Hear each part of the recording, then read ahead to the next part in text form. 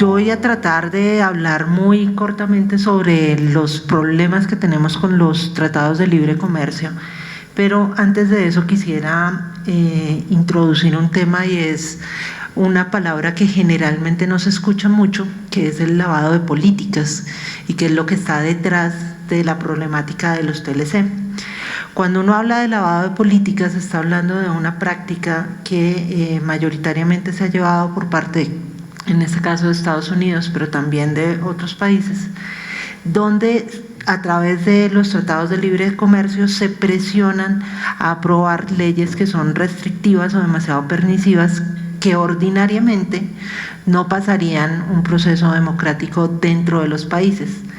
Entonces, los tratados de libre comercio se utilizan para lavar estas políticas e introducirlas dentro de los países. Esa, digamos que sería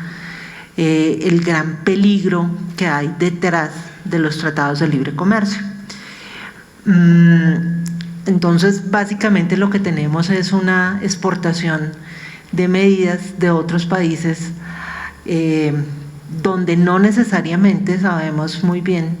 cuáles son los intereses de cara a la comunidad. Latinoamérica en particular está enfrentando amenazas que tienen que ver con la exportación de una ley particular, que es la de DMCA, el Digital Millennium Copyright Act, es la ley de derecho de autor de Estados Unidos. Realmente esta ley, la DMCA, es la que en general hace que cuando uno va a ver un video de YouTube a veces le aparece el letrerito de usted no puede ver ese contenido acá, o este contenido está violando derechos de autor y por lo tanto le quitan el video, bloquean las cuentas, hacen una cantidad de cosas. Realmente esa es la ley. Esa ley en particular en Estados Unidos se aprobó después de que pasó en un acuerdo internacional que fue el de la OMPI en 1996, o sea, incluso esta ley también hace parte de una presión debido a un tratado multilateral, en este caso, que fue el que se discutió en OMPI. Ahora, en nuestro caso particular, nosotros tenemos dos versiones de estos tipos de esta amenaza en particular. Una es que venía dentro de las cláusulas que muchos de nuestros países firmaron con los tratados de libre comercio bilaterales con Estados Unidos, y en el caso de Ecuador, el que está en negociación con Europa. Y además también tenemos tratados que son ya no binacionales, sino multinacionales. Por ejemplo, el que en este momento está en desarrollo, que es el TPP, el Acuerdo Estratégico Transpacífico de Asociación Económica. En ambos casos, los tratados de libre comercio y el TPP tienen cláusulas de propiedad intelectual específicas, donde las leyes que se están promoviendo, o más bien donde se exige que hayan modificaciones en las leyes de cada uno de los países que elevan las barreras de protección a los derechos de autor, lo cual es bueno, pero no elevan al tiempo tampoco las limitaciones, excepciones, por ejemplo, al derecho de autor, o no analizan la problemática de no tener una cláusula flexible de tipo de usos justos para que realmente las dos cosas queden balanceadas, tanto la protección como las garantías que se deben tener para el acceso a la información, a la cultura, a la educación y otros tantos derechos humanos. Entonces, realmente lo que estamos teniendo es un caso donde estos tratados están siendo llevados mayoritariamente por intereses de compañías. Y esto particularmente es cierto porque las industrias culturales, que aquí tenemos las grandes industrias del entretenimiento de Estados Unidos, más los poderes de, no sé, tanto editoriales como de industrias cinematográficas, industrias musicales y demás, que para ellos consideran que tener normas de derecho de autor, no tenerlas es una barrera significativa para el comercio de sus contenidos, y por lo tanto abogan por unas leyes de propiedad intelectual muy fuertes y restrictivas. Y eso pues obviamente genera conflictos en términos de otros derechos como la libertad de expresión y la posibilidad de innovación. Entonces estamos en mitad de una batalla en términos de derecho de autor, donde tenemos unos intereses muy fuertes por parte de unas compañías que tienen la posibilidad de presionar muy grandemente porque pues, tienen un músculo económico y financiero político muy alto y pues estamos en mitad de una batalla que se está dando, donde los que estamos perdiendo hasta ahora pues son realmente todas las garantías que tenemos para acceder al conjunto de conocimiento que se ha creado durante toda la humanidad, que básicamente estarían dados por el dominio público sobre las obras, sobre el fortalecimiento del dominio público, la posibilidad de tener realmente unas políticas que involucren cultura libre, por ejemplo, y también todas las garantías para el acceso a la información, para el acceso a los contenidos, el acceso a la educación y demás.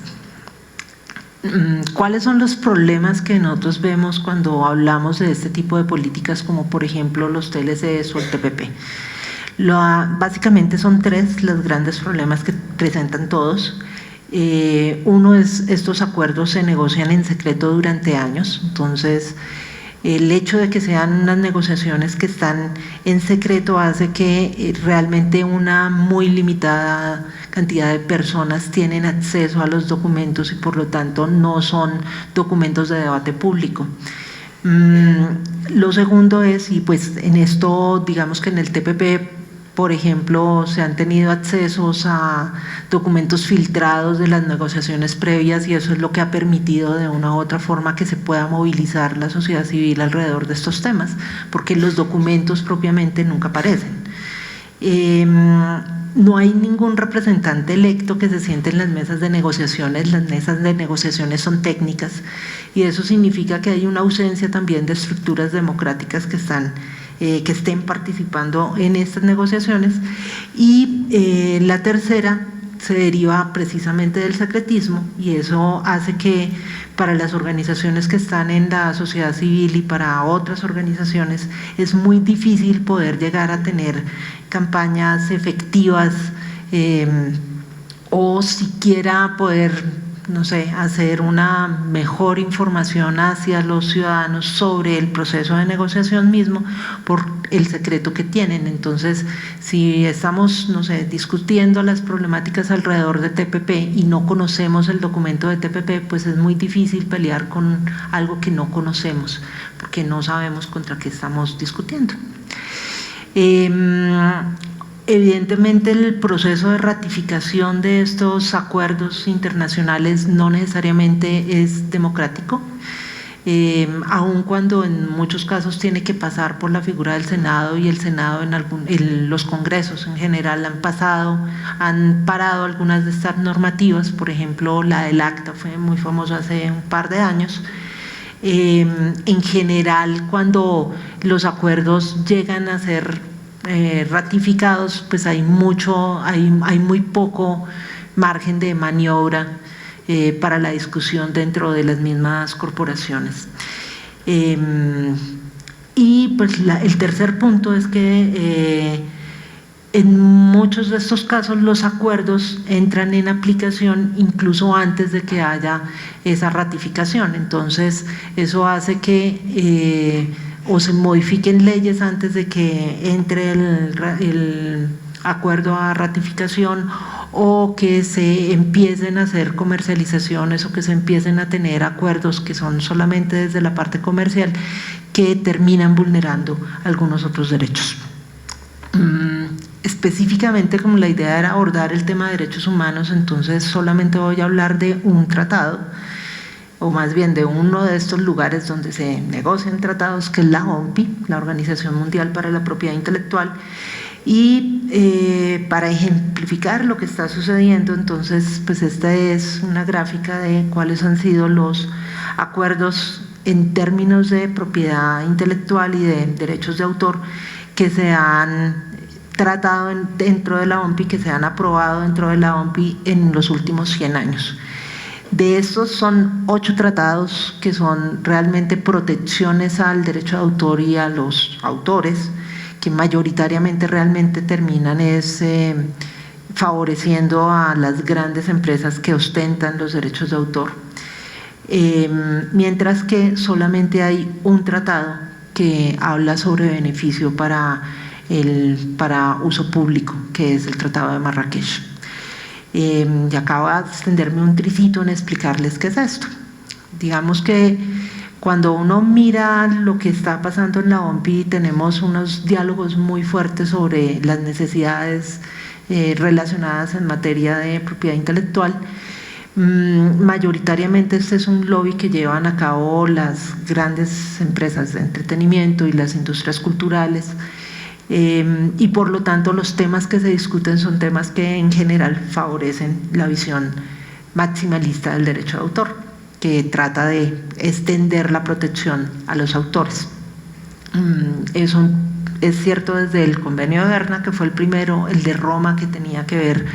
con televisión, Ginebra, Bruselas, TRIPS, el WCT de 2006 y el WPPT de 2006, que fueron directamente los que ocasionaron que se tuviera la ley de DMCA en Estados Unidos, y el Tratado de Beijing. Todos estos elevan las barreras de protección. Sin embargo, el único tratado que ha estado siendo discutido o que fue discutido durante muchísimo tiempo, el único que ha logrado salir a flote es el Tratado de Marrakech, que tiene que ver con el interés público. Marrakech específicamente trata de disminuir esas barreras de protección para ampliar las barreras de acceso por parte de las personas que son invidentes y con baja visión y con dificultades de acceso al texto impreso, y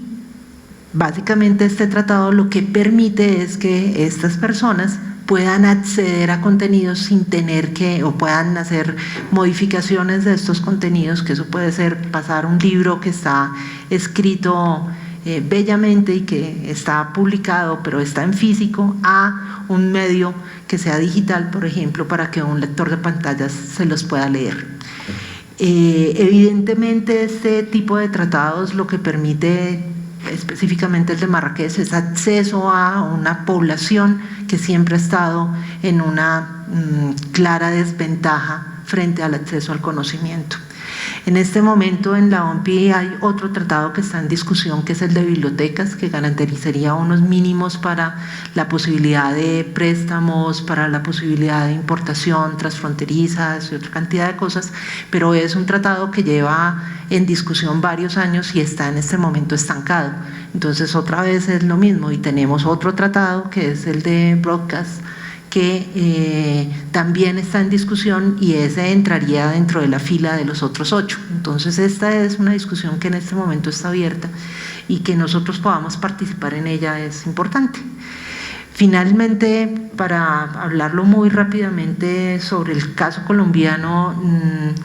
específicamente en TLC y derechos de autor, nosotros tuvimos toda una saga de regulaciones que se trataron de presentar en el Congreso, las cuales finalmente ninguna ha sido exitosa, que es la saga de la ley Lleras. Esto arrancó en 2011, hasta 2013, todavía estamos a la espera de que se presente una nueva ley, y en este caso estas han sido realmente detenidas, más porque lo hemos logrado hacer a través de movimiento en internet con la sociedad civil y participando de las discusiones, y hemos logrado que estas 4 propuestas de ley realmente hayan quedado archivadas en el Senado y que se haya abierto la discusión pública, que eso es parte de lo que hemos estado tratando de hacer.